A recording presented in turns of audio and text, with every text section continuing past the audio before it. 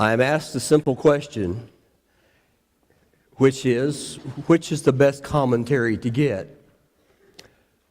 That's a loaded question. It assumes, number one, that all commentaries are good, excuse me, or that there's even a good one. They're always a mixed bag. I'm not going to give you the answer today because I don't have the answer to that. We're all looking for the same thing. We are all looking to have the Bible interpreted for us. So at the very bottom of our life, we say, what does God want me to do? That's the ultimate question of interpretation. It's not what the facts and figures are. It's not some interesting anecdote. It is, what does God require of me? Now, that's a question that has been perplexing man for a long time. In the times of Jesus, there were the men who had assembled reams and reams of data, which was called the Talmud, that took 6,200 pages. And those 6,200 pages would explain about 200 pages of Hebrew text. No wonder it is so hard to interpret the Bible. We feel like it takes more explanation, more words, more pages, more volumes in order to find out what God wants us to do. But God has a different idea. In fact, God has a very simple way of interpreting the Bible for us that we've never thought much about, but it's modeled in so many ways. The first is by Jesus himself. Jesus was a consummate interpreter of God's mind. But he did it a very different way. This morning, one of our texts in Bible class was in Mark chapter 3 and verse 13 and 14, in which Jesus, he goes up into this mountain and he calls what we call the 12 apostles. And he says he appointed the 12 that they might be with him. Interesting little phrase, with him. Jesus wandered around. He was what was called a peripatetic preacher. He preached by walking around. And he wanted his disciples with him. I always like what Yogi Berra said when he said that you can observe a lot just by watching. And that's what the principle of discipleship is. Don't do much, just watch, just pay attention, see what he does, see how it works, see what takes place. Discipleship in the first century was an interesting concept because a man would call disciples and they would huddle around him and they'd watch everything he did. Sometimes things you didn't want to watch. They'd watch which hand he picked up his fork with and how he held it between his fingers. They'd watch to see what food he put on first. They'd watch how fast he would move it to his mouth. And they would try to mimic every little detail of his life in the hopes that if we watched enough and did enough, we would be like him. And so Jesus called his disciples to be with him, to be around him, to watch, to observe, to absorb what God wanted. And they did that. For instance, when you get to Luke chapter 11, it says that Jesus was praying in a certain place, and his disciples came to him and he said, "Lord, teach us to pray." Now, it's a curious phrase. Did they not know how to pray? They were all good Jewish people. They'd been taught since little boys how to pray. It's part of the prescribed catechism of the synagogue. You learn the prayers of the Hebrew people. But it wasn't that they didn't know how to pray. It's that they had never seen anybody pray like this. And what they were asking was, Lord, teach us to pray like you do, not like we have heard. There was something they saw, something they heard, something that captured their attention that said, this is a prayer. This is what prayer is supposed to be. We have heard what it's supposed to be like. Lord, teach us to pray like that. And so he sat down and he taught them the simplest of phrases to express the most sublime feelings of the heart. But they got a chance to see and to hear and to experience the mind of God and what Jesus was doing. That's why when Peter, when he came along, years later, he would struggle to find an answer to things. For instance, he tells the audience of 1 Peter chapter 1, he says, in this you greatly rejoice that for a little while you're going to have to suffer grief of various trials. There was a sweeping fire across the Roman Empire that was to engulf the Christians of the places. They were going to be persecuted like they had never been persecuted before. They would be executed, they'd be kicked out of homes, they would be tortured and killed just for the faith. What would you tell them to do? Would you write a blog post that says, creative suffering, 10 good ways to get through it? Now that's what it looked like today, I can tell you. It's not what he told them. What he told them was you need to go back and do like Jesus. To this you were called because Christ suffered for you, leaving you an example that you should follow in his steps.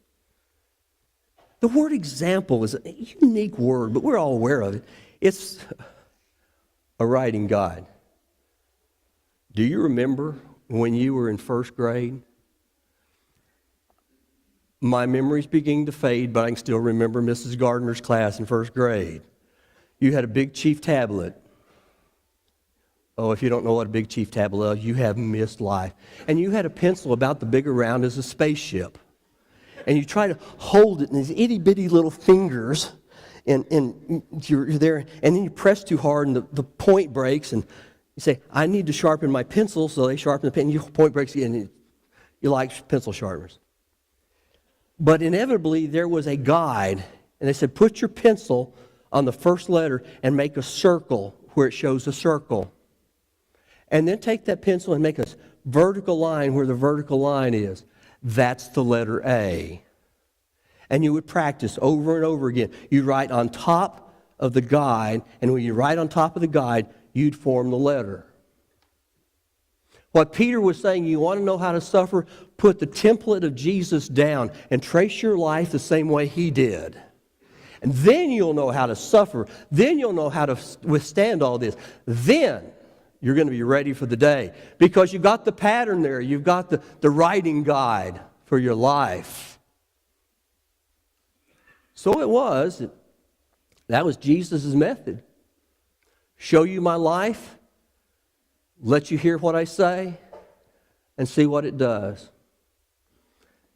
And did it work? In Acts chapter 4, before the Sanhedrin, Peter and John, these bumbling fishermen who never was educated a day in their life, stood stock straight, looked the Sanhedrin in the eye and said, we will obey God rather than men.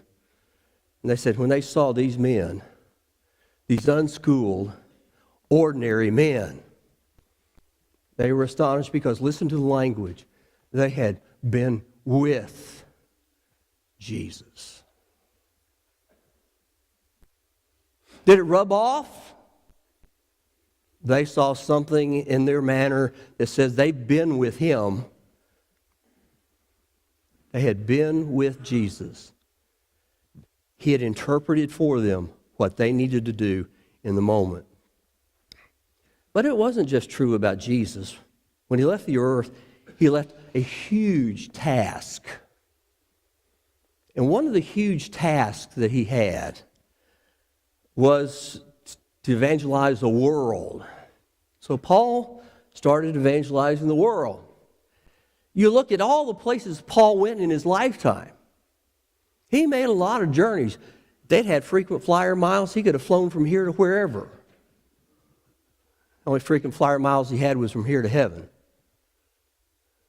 But what do you do when you convert all these people and you're gone? What do you teach them about Christianity? How do you tell them how to live? How do you tell them what God wants them to do? What do you do then? Oh, well, he wrote a few letters. Think about it. You have one copy of one letter. You have a congregation of 30. How long does it take to get through that letter? He had lieutenants who would come back and forth, people like Titus and Timothy.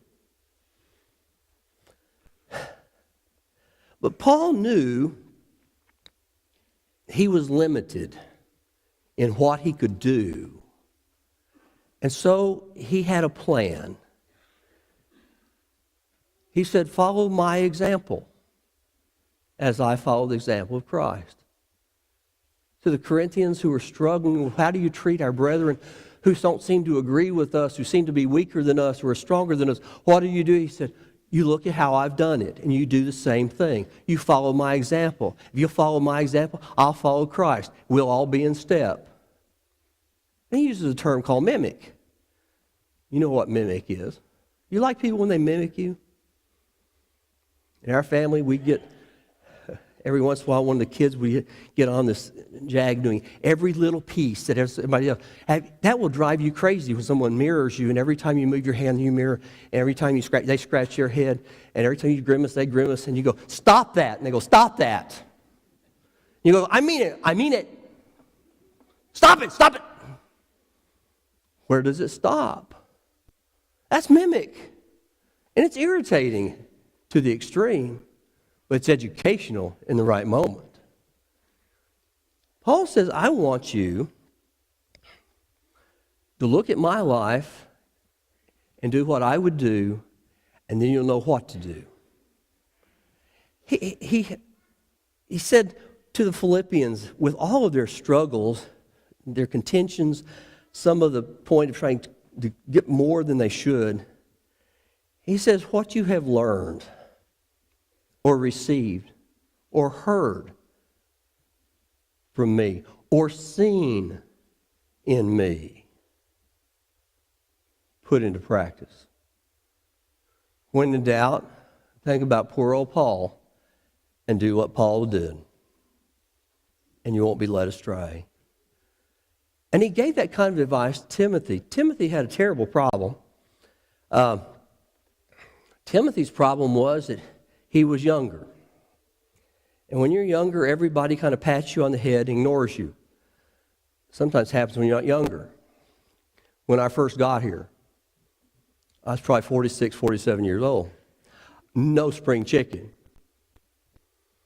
We go to Christian Care Center once a month and do a devotional. We rotate it through. It's my month to go. The preacher over there at that time didn't care much for him for this reason. He introduced me as the junior preacher from Waterview.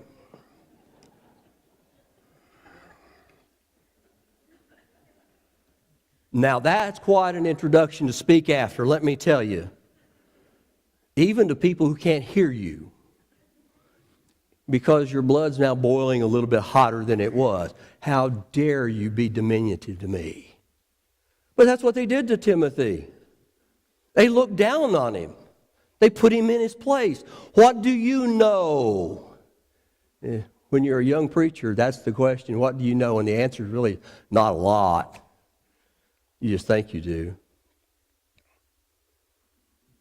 So he says, Timothy, don't let them look down because you're young, but you set them an example. And he uses the concept of a mold, which you pour something into, and what comes out of the mold is the same shape as the mold. He said, Timothy, you be the mold for people. So when they speak, it sounds like Timothy. And when they believe, it looks like Timothy. And when they conduct their life, it looks like Timothy. When they have faith, it looks like Timothy. When there needs purity, it looks like Timothy. You be the mold in which people pour their life into because you have been molded by me. He said, that's the way you deal with the situation. Be the mold that you want people to be. And so Paul created this ongoing teaching, training situation by doing nothing more than saying, what you have seen me do, do. We're a long way from Jesus. And we're a long way from Paul. So what about us? How do we interpret the Bible? I think it's the same way. Ephesians chapter 5, there's a phrase that says, husbands, love your wives. Now, I can tell you that phrase. I can tell you what it means. I can tell you that it is a present imperative. And I can tell you the meaning of a present imperative. And I can diagram the sentence. I've learned all of those things. I can tell you that. But I had it interpreted for me. And here's how. A little over 20 years ago, my mother had to go to a nursing home.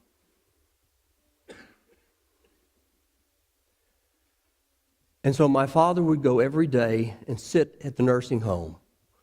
If you've never had to do that, this can be the most boring thing in the world. He would go every day and sit in their nursing home. They may not talk much. They may just watch TV, but he went every day to the nursing home. Every day until the day she died. Do I know what it means to love my wife? Yes. And it has nothing to do with Greek language. I have seen it embodied in a way nothing can tear the fabric in. We have interpreted for us. Ephesians chapter 6 and verse 4, we come as parents to this text, and it says to bring your child up in the nurture and admonition of the Lord. And so we say, I know what we need to do. We need to send them to Bible class. And Journeyland here does a wonderful job of training children. I understand that. But that's not what Paul's trying to tell you. He's not even talking about verbal training. Your child will become who you are. That is a firm law of nature. They won't be better than you are. They won't be worse than you. They'll be you one day. We all want our children to be better than we are. But their faith is the faith you have and that you have shown and that you have expressed and they have felt for 15 years or so. That's what the faith they're going to have. And they're going to look at you and say, what do I do with God? And they're going to go, I know what mom and dad did with God. That's what I'll do too. And as much as we can do in Bible classes, it won't happen if it doesn't happen in your living room. Because that's not how God gets interpreted. It gets interpreted in the hollow quiets of life. What about the world itself? We say we want to go to the world. We usually say, well, we need to teach them the Bible. You know where that comes in the steps? A lot farther down than you think. You get the people to study the Bible because they have seen something in you and me that says, I am intrigued that you are so different than I've ever seen. Tell me more about this God. Tell me more about the one that you talk about. Tell me more. Several years ago, Jim and William Grigsby met a couple from China, and the question they asked them was, why are you so nice to us? We have nothing to give to you. And all they could tell them about the love of God. They were interpreting the Bible. in a language they had never learned, in a way they had never done. The reason the world gets converted, the reason the world gets won is not because we have enough Bible studies, but because we set ourselves up to teach enough Bible studies. Because of the way we've lived our lives. And that's what it takes. So you see, the Bible needs to be interpreted. We need interpreters to point us in the right direction. We've got Jesus, we've got Paul. We can read the Scripture and say, that's what we all need to do. And that's what we do need to do, by the way. But on the other end of the scale, we have to interpret the Bible to other people. And we do that by the words we speak, the language we use, the actions we take, the care we give, and the love that we have. That will interpret the Bible better than any commentary you can buy.